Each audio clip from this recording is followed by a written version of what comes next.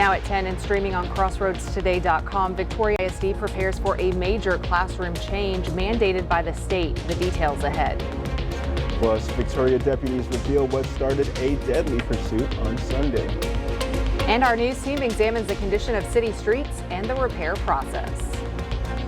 Well, we actually got a break in the temperature today because of the thunder showers. We'll get more of that tomorrow. We'll also take a look at the incredible heat wave that is happening on the East Coast. All that coming up in a moment. And Victoria Generals look to break their 5-game losing streak versus Brazos Valley Bombers tonight at Riverside. Will they? I'll let you know later. You're watching 25 News Now at 10. Good evening and thank you for joining us. I'm Shawna Currie. And I'm Trenton Whiting, in for Don Brubaker. Big changes are coming when it comes to cell phones at school. Governor Greg Abbott signed a new law banning phones during school hours for all students, kindergarten through 12th grade. It also includes smartwatches and tablets, basically anything you can text or scroll on. School districts can still allow them during extracurriculars or decide whether to ban them altogether or not. Victoria ISD says they're waiting on more guidance, but will be reaching out to families soon with what this means for students this fall. And we'll go ahead and jump straight to our viewer poll for this evening, which is how will this new law affect your family's routine or communication during school hours? And again, all day it's been leading with it will reduce distractions and improve focus, 68% at this point. And really that's what the law was created for and intended for, but that next up is definitely a concern as well. People who are concerned about safety and emergency communication. You know, I do personally wonder how those things will be addressed, but we still want to hear from you. So go ahead and come to crossroadstoday.com/vote and we'll have the latest results. Well, these are the latest results. Yeah, we'll continue to have them online as well. New information about the police chase that ended in a deadly crash Sunday night in Victoria. Victoria County Sheriff deputies first responded to a report of gunfire near the 8000 block of U.S. Highway 87 South around 7:45 Sunday night. Deputies say someone in a red Nissan opened fire on another car. No one was hurt, but the suspects were gone by the time law enforcement arrived. Then Victoria police spotted that Nissan and tried to pull it over, but the driver did not stop and crashed at the intersection of Hanselman Road and Julius Street. 18-year-old Aiden Hewer and 17-year-old Teandre Kitchens died in the crash. No arrests have been made. The Victoria County Public Health Department, in partnership with the United Way of the Crossroads and local community organizations, has released the 2024 Community Health Assessment for Victoria. To read this article, visit crossroadstoday.com. Many residents are growing more and more tiresome of potholes on their daily drive. So today we drove along Guy Grant Road, Armory Drive, and Water Street. And whether they're small or big potholes, they're a nuisance, and over time they can damage your vehicle. We did find a repair crew filling potholes at the intersection of Windsor Street and Lawndale Avenue. We actually reported those potholes on June 19th over the phone through the city's pothole repair hotline and submitted that area online yesterday. Here's a look at some numbers from the city of Victoria. In 2023, there were 245 calls made to the pothole hotline. In 2024, a 132% increase to 568 calls. So far this year, 120 calls have gone through the hotline. The number for the hotline is 361-485-3160. And we are meeting with the Director of Public Works on Thursday, and we want to know what questions you have. So email us at staff@crossroadstoday.com. We also would like to see video and pictures of potholes in your neighborhood, so you can send those as well to the same email address. A Golden Crescent Transit bus ran into some trouble during recent flooding rain. The 18-passenger bus was headed back to the depot around 9 a.m. when the incident happened. Thankfully, no passengers were on board and no injuries were reported. 25 News Now has confirmed it was driver error. The driver has been reprimanded, according to the transit agency, and there's no word yet on how much damage was done. That part's still under investigation.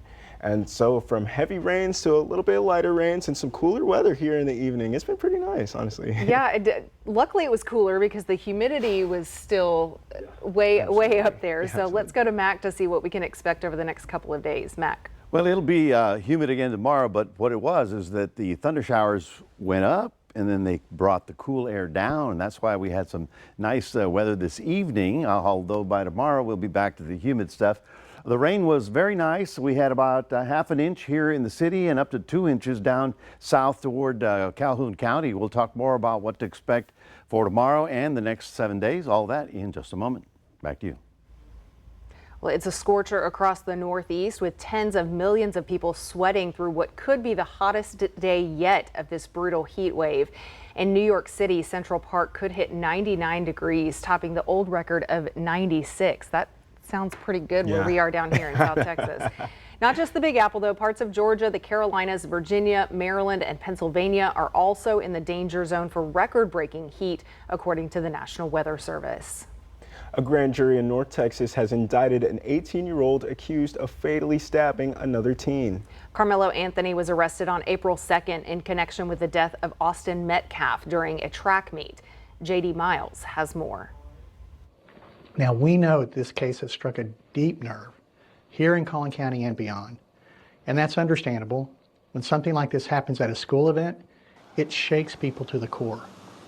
But let's remember that the justice system works best when it moves with steadiness and principle.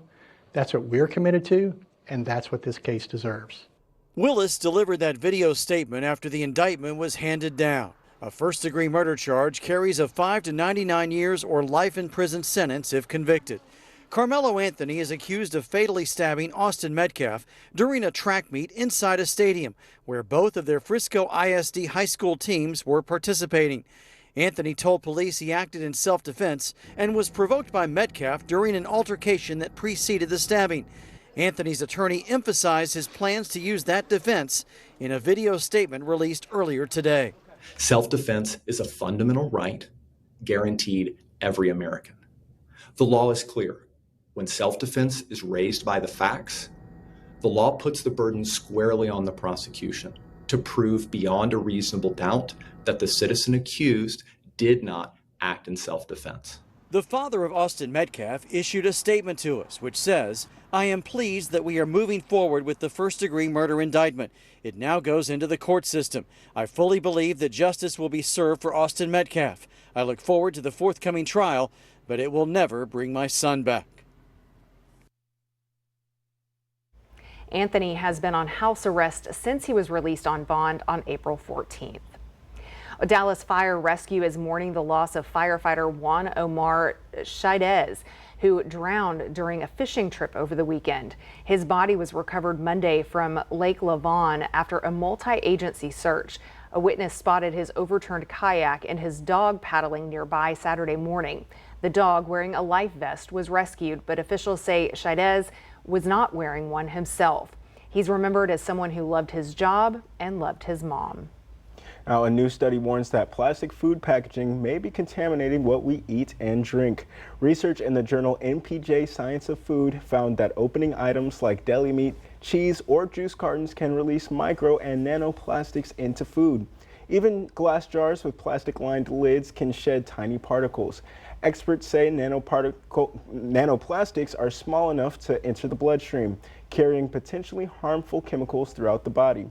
To reduce exposure, use glass or stainless steel containers, skip microwaving in plastic, avoid dishwashing plastic items, and bring reusable bags, mugs, and utensils whenever you can. Routine vaccines have saved about 154 million children's lives worldwide over the past 50 years, but progress is slipping. A new report in The Lancet says efforts have slowed and in some places even reversed, leading to outbreaks of diseases like polio and measles. Experts blame the COVID pandemic, political instability, and vaccine misinformation. Here in the U.S., measles cases are nearing a record high, mostly among unvaccinated people. Well, it might look like a perfect sunny day. Yeah, right. But what you can't see in the air could be putting your heart at risk. With more, here's Melissa Adan.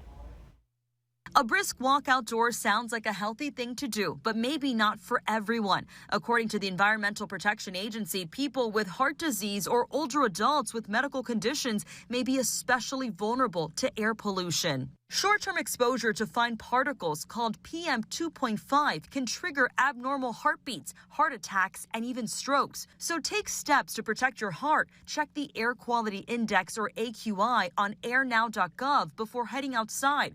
Researchers at the EPA are exploring additional ways you can lessen the impact of air pollution on your health. For example, early studies suggest certain foods or supplements with anti-inflammatory properties like olive or fish oil might be protective, but more research is needed. So if you have a heart condition or know someone who does, remember the air you breathe matters. With this Medical Minute, I'm Melissa Adon. BMI, or body mass index, has long been used as a quick way to assess health, but a new study says it may not be the best tool. Published in the Annals of Family Medicine, the study says BMI can overestimate risk in muscular people and miss dangers in older adults or those with low muscle mass. Researchers suggest a more accurate option, bioelectrical impedance analysis, or BIA. It uses tiny electrical currents to measure body fat, muscle, and water. Still, studies show high BMI does correlate with serious diseases, including heart disease, diabetes, and cancer. Remember to subscribe to our YouTube channel, Crossroads Today. Hit the like button and click the notification bell. Stay with us. Coming up on 25 News Now at 10, a major defense deal between the UK and US gets announced at the NATO summit.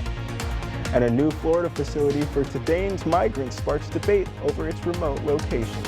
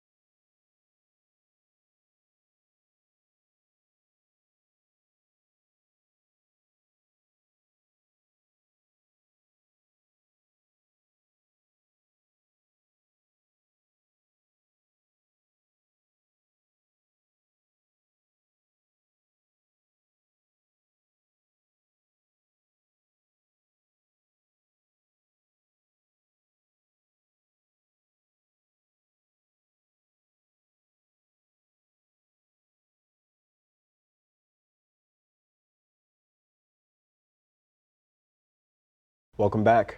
A preliminary Pentagon report indicates that some of Iran's nuclear facilities were not completely destroyed in the U.S. strikes on Iran.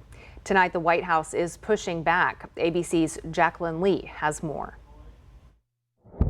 After the United States bombed Iran's nuclear facilities last weekend, a new preliminary Pentagon report says Iran's nuclear program was only set back a few months, with at least 2 of its nuclear facilities still standing. This morning, President Trump insisting the program was obliterated. Iran will never rebuild its nuclear. From there? Absolutely not. That place is under rock. That place is demolished. But sources tell ABC News that much of Iran's stockpile of enriched uranium was not destroyed because it was moved before the U.S. struck, according to a preliminary report from the Defense Intelligence Agency and U.S. Central Command. 900 pounds of near-weapons-grade uranium is unaccounted for, according to the International Atomic Energy Agency, with Pentagon early intelligence indicating Iran's centrifuges are intact, with the bombings sealing off entrances to 2 of the nation's nuclear facilities rather than destroying any underground structures. House Democratic leader Hakeem Jeffries upset that Congress wasn't briefed before the bombings. The American people deserve to know the facts and the truth as it related to the decision to strike Iran without securing congressional approval. Republican Senator Tom Cotton pressed a senior Central Command official today if Iran still poses a severe threat to U.S. troops and Americans around the world. Iran still poses a severe threat to our troops and to Americans around the world, right? They do. They possess considerable tactical capability, one element of which we saw yesterday, which we thwarted in defense of Al Udeid Air Base. But Defense Secretary Pete Hegseth saying, based on everything we have seen, and I've seen it all, our bombing campaign obliterated Iran's ability to create nuclear weapons. Jacqueline Lee, ABC News, Los Angeles. The United Kingdom will buy a dozen F-35A jets from the United States.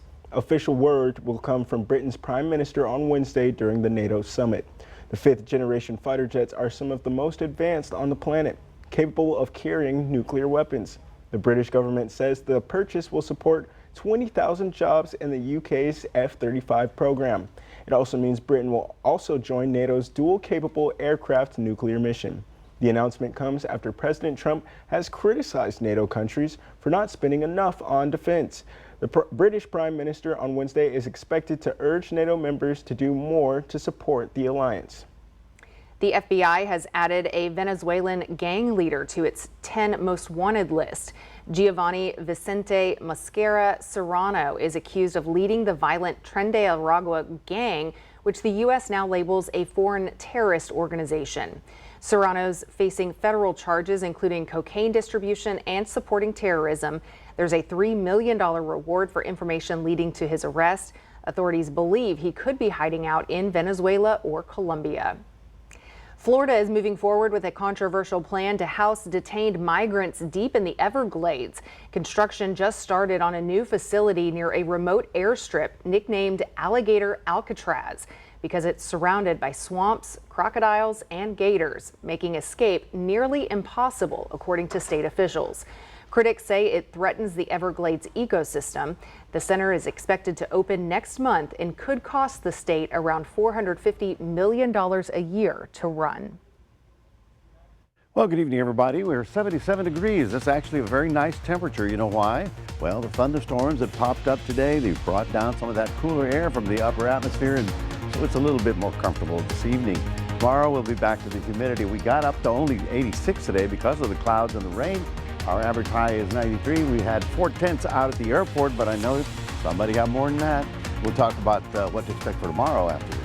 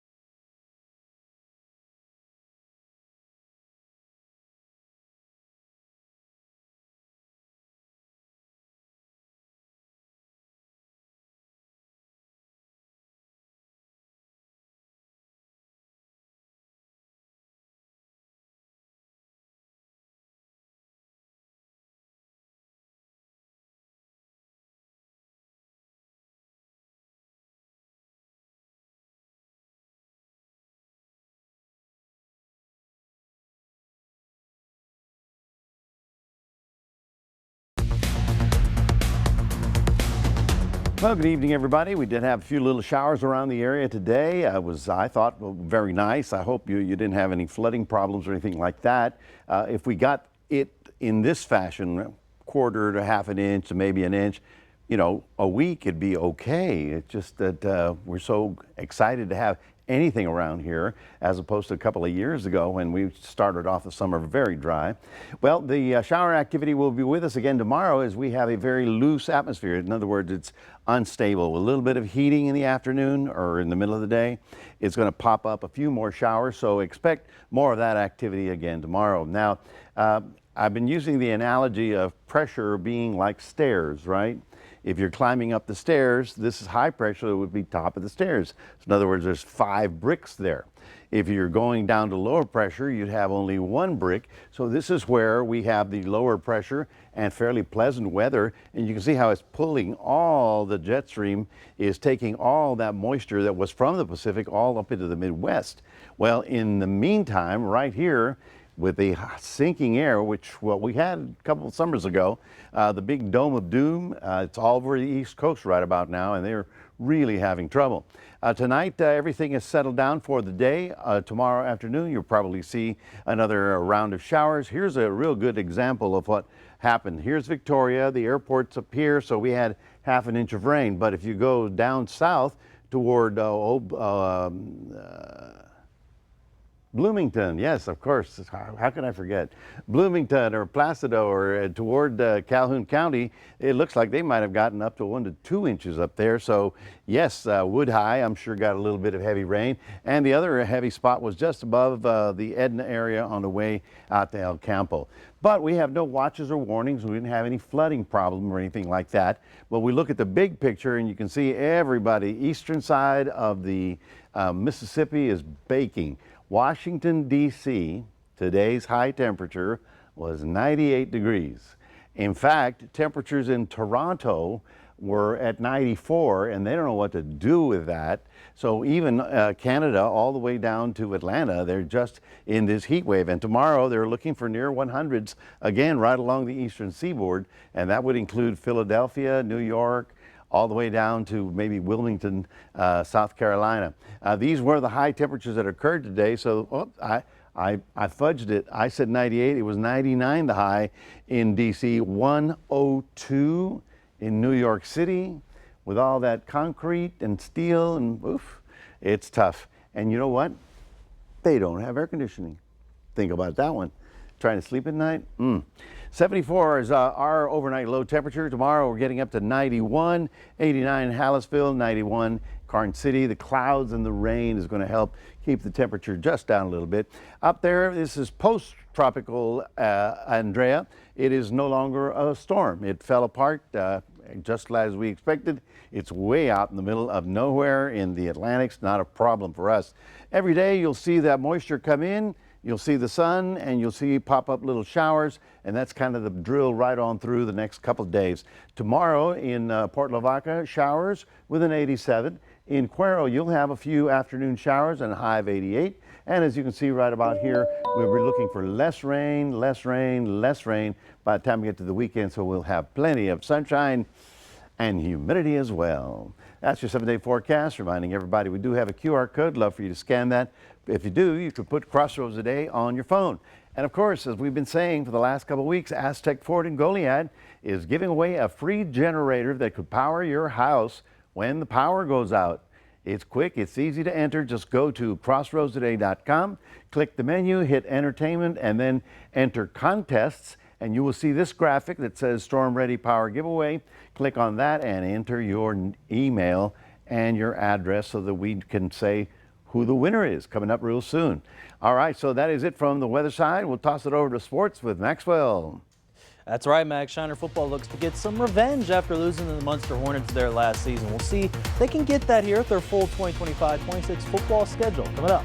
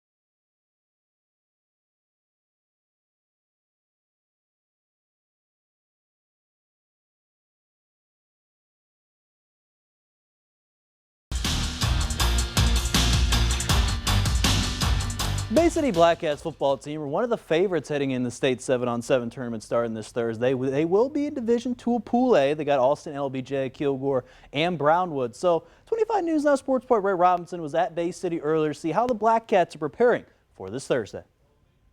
The road to College Station brings me here to Matagorda County, where the Bay City Blackcats are preparing for their 4th year in a row as they compete in the 7-on-7 state tournament. And although they're no strangers to this type of scenario, being ready to compete is what they're all about. You know, one of the things that comes with the tough competition the Blackcats showcased amongst each other during practice is the expectation of still relying on one another. The tough camaraderie is one of the factors that contributed to the team's success for the 4 years they had in 7-on-7, but it also made them realize what they need to do to continue to be more successful. I look forward to leading my team and bringing out victories. You know, once we get down on each other, I try to pick each other up. I try to tell each other to flush that. Like, I'm gonna rely on you, you're gonna rely on me. That's how it is. We're a team, we're a family.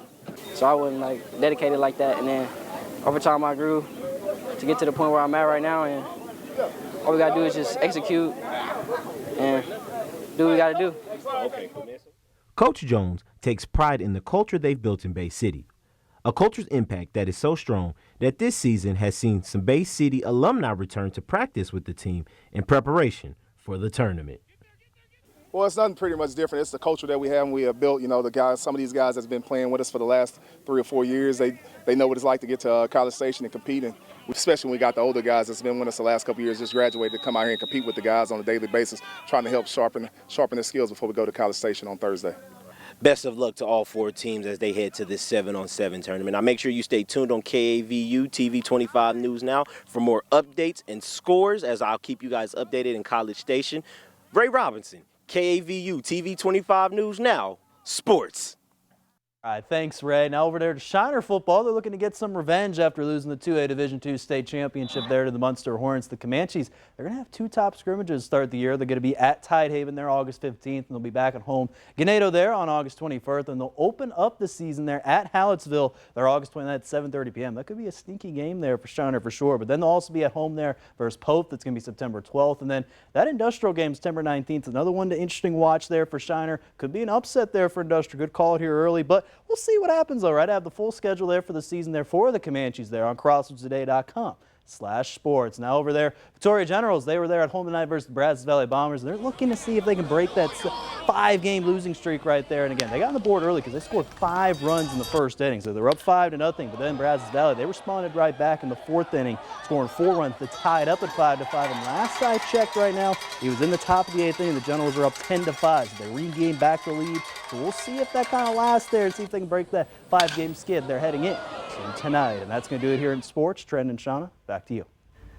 All right, well, stay with us. Coming up on 25 News Now at 10, we'll take a last look at your weather, and a bear and a gorilla show us how to stay cool in style. The sweet summer treats coming up. Watch tonight or I'll tell the Empire. Mucho bailar. Me encantan los hamburguesas y los tacos, papi chulo.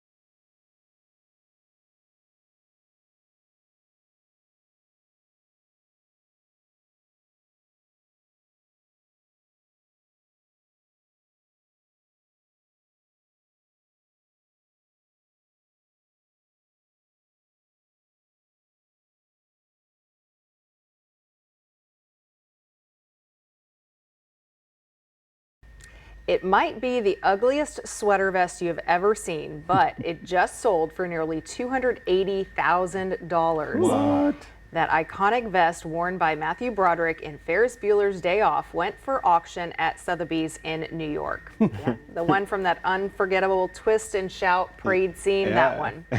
Here's a fun fact though, the film's stylist actually bought it off the rack as a cardigan and chopped the sleeves off. That's funny. Now it's a pricey piece of 80s pop culture. Bueller. Bueller. And then the professor would say, anybody? Anybody? Does anybody have the answer? A bear and a gorilla beat the heat at Lincoln Park Zoo in Chicago. The zoo provided crushed ice for the Birch, the black bear, who enjoyed munching and pawing it. The zoo also provided a hanging popsicle for Yamande, who's a western lowland gorilla. It was made from diluted juice, sugar-free Kool-Aid, and fresh herbs. Sounds pretty good. Yeah, right? The zoo says each animal with an outdoor habitat has the choice to be outdoors or indoors, and the outdoor habitats have cooling features such as streams, shade, and rocks with air conditioning. That's pretty cool. Nice right there. We need some of those in our backyard. Exactly. Just line up all the streets with those. Yeah, we need some of those in the studio.